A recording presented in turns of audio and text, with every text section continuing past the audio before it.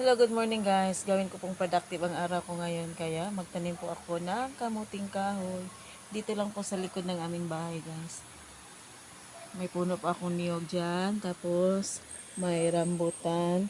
Sa ilalim ng rambutan guys, dito po ako magtatanim ng kamuting kahoy.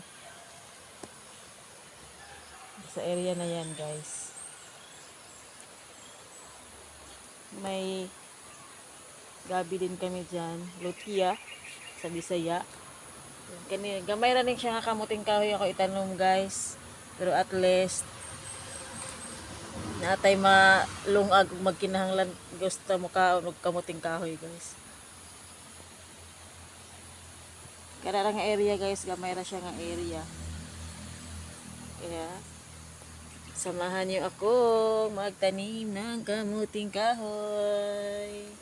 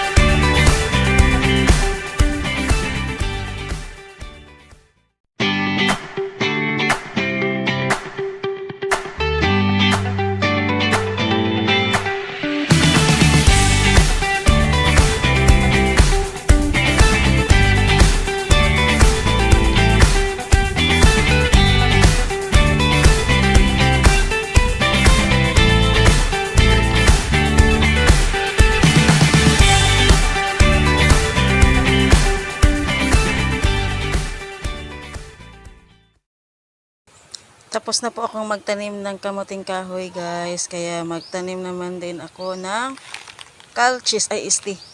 Okra pala. Dito ko rin itatanim yan guys. Tapos na po akong magtanim ng kamuting kahoy at okra guys.